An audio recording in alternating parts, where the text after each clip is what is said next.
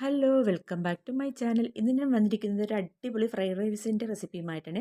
വെജിറ്റബിൾസൊക്കെ ചേർത്തുകൊണ്ടുള്ള അടിപൊളിയായിട്ടുള്ള fried rice. ഇത് പെട്ടെന്ന് തയ്യാറാക്കി എടുക്കാൻ പറ്റും, വളരെ ടേസ്റ്റിയുമാണ്. അപ്പോൾ നമുക്കിത് എങ്ങനെയാണ് തയ്യാറാക്കി എടുക്കുന്നതെന്ന് നോക്കാം. അപ്പോൾ ഇതിന് വേണ്ടിയുള്ള കുറച്ച് വെജിറ്റബിൾസൊക്കെ ഞാൻ കട്ട് ചെയ്ത് വെച്ചിട്ടുണ്ട്. ക്യാരറ്റ്, സവാള, ഉരുളക്കിഴങ്ങ്, ബീൻസ്, ക്യാപ്സിക്കം, പിന്നെ കാഷ്യൂനട്ട്, റൈസിൻസ്, ഇവയെല്ലാമാണ് ഞാൻ തയ്യാറാക്കി വെച്ചിരിക്കുന്നത്. ഇനി നമുക്കിതൊന്ന് ഫ്രൈ ചെയ്തെടുക്കണം. അപ്പോൾ ഇതിന് വേണ്ടി ഒരു പാൻ അടുപ്പത്ത് വെച്ചിട്ടുണ്ട്. പാൻ നന്നായിട്ട് ചൂടാകുമ്പോൾ നമുക്കിതിലേക്ക് 5-6 ടേബിൾ സ്പൂൺ വെളിച്ചെണ്ണ ഒഴിച്ച് കൊടുക്കാം. ഇത് കുറച്ചധികം വെളിച്ചെണ്ണ ഒഴിച്ച് കൊടുക്കണം കേട്ടോ. നമുക്കിതെല്ലാം ഒന്ന് ഫ്രൈ ചെയ്തെടുക്കണം. അപ്പോൾ എണ്ണ നന്നായിട്ട് ചൂടായിട്ടുണ്ട്. ഇനി നമുക്ക് ഇതിലേക്ക് കട്ട് ചെയ്ത് വെച്ചിരിക്കുന്ന ഇത് വെജിറ്റബിൾസ് ഓരോന്നും ഫ്രൈ ചെയ്തെടുക്കാം. ആദ്യം നമുക്ക് ക്യാരറ്റ് ഇട്ട് കൊടുക്കാം. ഇത് ചെറിയ അളവിൽ ചതുരത്തിൽ അരിഞ്ഞതാണേ. ക്യാരറ്റ് പകുതി മൂപ്പാവുമ്പോൾ നമുക്കിതിലേക്ക് ബീൻസ് ഇട്ട് കൊടുക്കാം.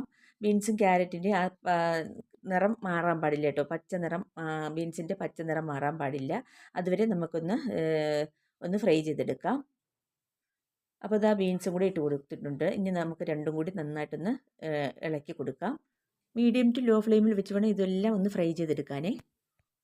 ആ ബീൻസിൻ്റെയൊക്കെ പച്ച നിറം ഒന്ന് മാറുന്നതിന് മുമ്പായിട്ട് നമുക്കിതൊന്ന് ഇളക്കി കോരിയെടുക്കണമേ. അപ്പോൾ വെജിറ്റബിൾസിലൊക്കെ ഒന്ന് ഉപ്പ് പിടിക്കാൻ വേണ്ടി ഒരു ശകലം ഉപ്പും കൂടി നമുക്കിതിലേക്ക് ഇട്ട് കൊടുക്കാം. എന്നിട്ട് വീണ്ടും ഇളക്കി കൊടുക്കുക. ഇപ്പോൾ ഇതാ നമ്മുടെ വെജിറ്റബിൾസ്, ക്യാരറ്റും ബീൻസും നന്നായിട്ടൊന്ന് ഫ്രൈ ആയി കിട്ടിയിട്ടുണ്ട്. ഇത്ര മതി. നമുക്കിനി ഇത് എണ്ണയിൽ നിന്നും കോരി മാറ്റാവേ.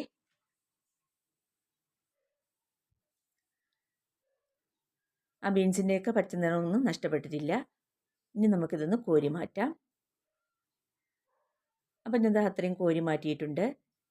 ഇനി നമുക്ക് പൊട്ടാറ്റോ ഒന്ന് ഫ്രൈ ചെയ്തെടുക്കാം. ഓരോന്നോരോന്നും പ്രത്യേകം നമുക്ക് ഫ്രൈ ചെയ്തെടുക്കണം കേട്ടോ. എങ്കിലേ അതിൻ്റെ കറക്റ്റ് പരുവത്തിൽ നമുക്ക് കിട്ടുകയുള്ളൂ. അപ്പോൾ ഇതൊന്ന് നമുക്കൊന്ന് ഒരു ചെറിയ ഗോൾഡൻ കളർ ആവുന്നത് വരെ ഒന്ന് ഫ്രൈ ചെയ്തെടുക്കാം.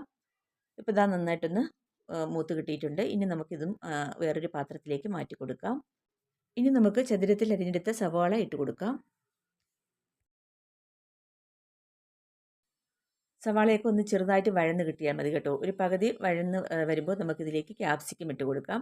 രണ്ടും കൂടി ചെറുതായിട്ട് മൂത്തൊന്നും കിട്ടേണ്ട ആവശ്യമില്ല, ഒന്ന് വഴന്ന് കിട്ടിയാൽ മതി. അപ്പോൾ ഇതാ സവാള നന്നായിട്ട് വഴന്ന് കിട്ടിയിട്ടുണ്ട്. ഇത് നമുക്ക് ചതുരത്തിൽ അരിഞ്ഞ ക്യാപ്സിക്കം ഇട്ട് കൊടുക്കാം. 2-3 നിറത്തിലുള്ള ക്യാപ്സിക്കമൊക്കെ വേണമെങ്കിൽ നിങ്ങൾക്ക് ഇട്ട് കൊടുക്കാം കേട്ടോ. ഞാനിപ്പോൾ പച്ച ക്യാപ്സിക്കമാണ് ഇട്ട് കൊടുത്തിട്ടുള്ളത്. റെഡ് ഇട്ട് കൊടുക്കാം, യെല്ലോ ഇട്ട് കൊടുക്കാം. നല്ല കളർ കിട്ടും. അപ്പോൾ അത് നല്ല ഭംഗിയുമായിരിക്കും. അപ്പോൾ ഇത് നമുക്ക് വഴന്ന് കിട്ടിയിട്ടുണ്ട്. ഇത് നമുക്ക് എണ്ണയിൽ നിന്നും മാറ്റാവേ. അടുത്തതായി റൈസിൻസും കാഷ്യൂസും ഒന്ന് ഫ്രൈ ചെയ്തെടുക്കണം. അതിന് വേണ്ടി പാനിലേക്ക് ഇട്ട് കൊടുത്തിട്ടുണ്ട്. റൈസിൻസ് നന്നായിട്ടൊന്ന് പെരുവി വരുന്ന സമയത്ത് നമ്മുടെ കാഷ്യൂനട്ട് നന്നായിട്ടൊന്ന് ഫ്രൈ ആയി കിട്ടുവേ.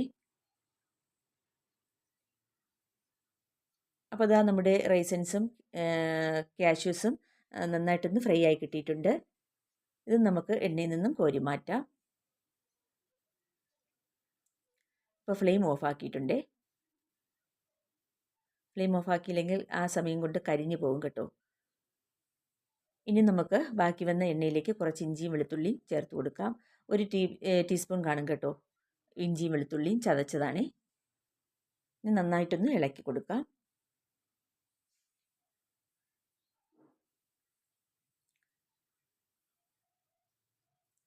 ഇതൊരു ഗോൾഡൻ കളറാകുന്നത് വരെ ഒന്ന് ഇളക്കി കൊടുക്കണം.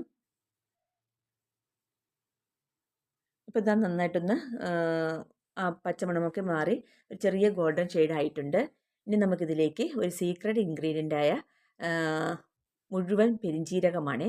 ഇത് മസ്റ്റായിട്ട് ചേർക്കണം കേട്ടോ. ഇതാണ് നല്ല ടേസ്റ്റ് ഉണ്ടാവുക. ഇതിന് പകരം പൊടി ചേർക്കുന്നവരുണ്ട്. പക്ഷേ പൊടി ചേർക്കുന്നതിനേക്കാളും ഭംഗിയും ടേസ്റ്റും ഈ മുഴുവൻ പെരിഞ്ജീരകം ചേർക്കുമ്പോഴാണ്. അപ്പോൾ നമുക്ക് ഈ മുഴുവൻ പെരിഞ്ജീരകം ഒന്ന് നന്നായിട്ടൊന്ന് മൂപ്പിച്ചെടുക്കാം. വളരെ ടേസ്റ്റിയാണ് കേട്ടോ. നല്ല മണവുമാണ്. നല്ല മണമുണ്ട് കേട്ടോ ഈ സമയം മൂത്ത് വരുന്ന സമയത്ത്. അപ്പോൾ അത് നമുക്ക് അങ്ങ് മാറ്റി വയ്ക്കാം. ഇനി ഒരു കടായി അടുപ്പത്ത് വയ്ക്കാം. അതിലേക്ക് നമുക്ക് 2-3 ടേബിൾ സ്പൂൺ നെയ്യ് ഒഴിച്ചു കൊടുക്കാം. ഞാനിപ്പോൾ ഇവിടെ 3 ടേബിൾ സ്പൂൺ നെയ്യ് ഒഴിച്ചു കൊടുക്കുന്നുണ്ടേ. അപ്പോൾ നെയ്യൊന്ന് ചൂടാവട്ടെ. ഇനി കുറച്ച് സ്പൈസസ് ഒക്കെ ഇട്ട് കൊടുക്കണം. അപ്പോൾ ഞാൻ ദാ 3, 4 ഏലക്ക, 2 കഷ്ണം പട്ട, 3, 4, 5 ഗ്രാമ്പു, പിന്നെ കുറച്ച് ഒരു ചെറിയ പീസ് ജാതിപത്രി, തക്കോലം, ഇത്രയുമാണ് ഞാൻ ഇതിലേക്ക് ഇട്ട് കൊടുക്കുന്നത്. ഇനി ഇതിൻ്റെ മണമൊക്കെ ഒന്ന് ഇറങ്ങുന്നത് വരെ ഒന്ന് നമുക്കൊന്ന് ഇളക്കി കൊടുക്കാം. നന്നായിട്ട് മൂത്ത് വരുമ്പോൾ നല്ല മണമുണ്ടാവും കേട്ടോ. അതുവരെ നമുക്കൊന്ന് ഇളക്കി കൊടുക്കാം. കരിഞ്ഞു പോകരുത്. ലോ ഫ്ലെയിമിലിട്ട് വേണം ഇതൊക്കെ ചെയ്യാൻ. അപ്പോൾ അതാ നന്നായിട്ട് മൂത്ത് കിട്ടിയിട്ടുണ്ട്. നല്ല മണവും ഉണ്ട് കേട്ടോ. ഈ സമയം നമുക്ക് വേവിച്ച് ഊറ്റി വെച്ചിരിക്കുന്ന റൈസ് ഇതിലേക്ക് ഇട്ട് കൊടുക്കാം. ജീരകശാല റൈസാണ് ഞാൻ ഇതിന് വേണ്ടി എടുത്തിട്ടുള്ളത്. അത് 3 ഇരട്ടി വെള്ളം വെച്ച് തിളച്ച് വരുമ്പോൾ കഴുകി നമുക്ക് റൈസ് ഇട്ട് കൊടുക്കും. അത് നന്നായിട്ടൊന്ന് 3/4 ഭാഗം വരെ വെന്ത് കിട്ടുമ്പോൾ നമ്മളിത് ഊറ്റിയെടുക്കും കേട്ടോ. അങ്ങനെ ഊറ്റിയെടുത്ത റൈസാണ് ഇത്. അപ്പോൾ ഈ റൈസ് ഒന്നിനൊന്നും ഒട്ടിപ്പിടിച്ചിട്ടില്ല. നല്ല റൈസായിരുന്നു. പരുവത്തിന് കിട്ടിയിട്ടുണ്ടായിരുന്നു. പിന്നെ നമുക്ക് റൈസ് ഇട്ട് കൊടുത്തതിന് ശേഷം നമ്മുടെ സീക്രട്ട് ഇൻഗ്രീഡിയൻ്റായ മൂപ്പിച്ച മുഴുവൻ പെരുംജീരകം നമുക്കിതിലേക്ക് ഇട്ട് കൊടുക്കാം. പെരുംജീരകവും ഇഞ്ചിയും വെളുത്തുള്ളിയും കൂടി മൂപ്പിച്ചത് ഇതിലേക്ക് ഇട്ട് കൊടുക്കാം. നല്ല മണമാണ്, നല്ല ഭംഗിയുമാണ്, കഴിക്കാനും നല്ല ടേസ്റ്റാണ്. അവിടെ ഇവിടെയായിട്ട് നമുക്ക് പെരുംജീരകം കഴിക്കാൻ കിട്ടുമ്പോൾ നല്ല ടേസ്റ്റാണ് കേട്ടോ. അപ്പോൾ എല്ലാവരും ഇതുപോലെ ഒന്ന് ചെയ്ത് നോക്കുക കേട്ടോ. പെരുംജീരകപ്പൊടി ഇടുന്നതിനേക്കാളും വളരെ ടേസ്റ്റിയാണ് ഈ ഇത് മുഴുവൻ പെരുംജീരകം വറുത്തിട്ട് കൊടുക്കുന്നത്. ഇനി നമുക്ക് വറുത്ത് വെച്ചിരിക്കുന്ന വെജിറ്റബിൾസൊക്കെ ഇട്ട് കൊടുക്കാം. Carrot, beans, onion, capsicum, potato, പിന്നെ ഒരു സീക്രട്ട് ഇൻഗ്രീഡിയൻ്റായ ഗ്രീൻ പീസും കൂടി ഞാൻ ഇതിലേക്ക് ചേർത്ത് കൊടുക്കുന്നുണ്ട്. തലേദിവസം 2 ടേബിൾ സ്പൂൺ ഗ്രീൻ പീസ് ഞാൻ കുതിർക്കാൻ ഇട്ടിരുന്നേ. അത് ഒരു 3-4 വിസിലൊക്കെ ഒന്ന് കുക്കറിൽ വേവിച്ചെടുത്തിട്ട് ഊറ്റിയെടുത്ത ഗ്രീൻ പീസാണേ. അപ്പോൾ നമുക്കിത് ഈ ഗ്രീൻ പീസ് ഇതിലേക്ക് ഇട്ട് കൊടുക്കാം. നല്ല ടേസ്റ്റാണ് ഗ്രീൻ പീസും കൂടി ഇട്ട് കൊടുക്കുമ്പോൾ. പിന്നെ പച്ച ഗ്രീൻ പീസ് കുതിർത്ത് എടുക്കുന്നതിന് പകരം നമ്മൾ ബ്രോസ്റ്റിനായ ഗ്രീൻ പീസ് ചേർത്ത് കൊടുത്താലും മതിയാവേ. അപ്പോൾ ഇനി നമുക്കിതിലേക്ക് കാഷ്യൂസും കിസ്മിസും ഇട്ട് കൊടുക്കാം. അതിനുശേഷം കുരുമുളക് കുറച്ചിട്ട് കൊടുക്കാം. കുരുമുളക് പൊടിയാണേ. 1 ടേബിൾ സ്പൂണോളം കുരുമുളക് പൊടി ഇട്ട് കൊടുക്കാം. കാരണം നമ്മൾ ഇത് വേറെ എരിവുള്ള മുളക് ഒന്നും ചേർത്തിട്ടില്ലല്ലോ. പിന്നെ അതിനുശേഷം നമുക്ക് ആവശ്യത്തിനുള്ള ഉപ്പിട്ട് കൊടുക്കാം. 1 ടേബിൾ സ്പൂണോളം ഉപ്പിട്ട് കൊടുക്കാം. നമ്മൾ വെള്ളത്തിൽ ഉപ്പിട്ട് റൈസ് വേവിച്ചതാണ്. എങ്കിലും നമ്മളിതെല്ലാം ചെയ്യുമ്പോൾ ഇതിലേക്ക് 1 ടീസ്പൂണോളം ഉപ്പും കൂടി ഇട്ട് കൊടുക്കുന്നത് നല്ലതാണ് കേട്ടോ. അല്ലെങ്കിൽ ഉപ്പ് കാണില്ല. ഇനി നമുക്കിതെല്ലാം കൂടി നന്നായിട്ട് ഇളക്കി യോജിപ്പിക്കാം. കണ്ടില്ലേ, നമ്മുടെ റൈസ് കണ്ടില്ലേ, നല്ല പരസ്പരം ഒട്ടിപ്പിടിക്കാതെ നല്ല ഉലർന്ന ചോറായിട്ട് നമുക്ക് കിട്ടിയിട്ടുണ്ട്. ഇനി നമുക്കിതെല്ലാം നന്നായിട്ടൊന്ന് ഇളക്കി കൊടുക്കാം. കുറച്ച് കുരുമുളകും കൂടി ഞാൻ ഇട്ട് കൊടുക്കുന്നുണ്ട്.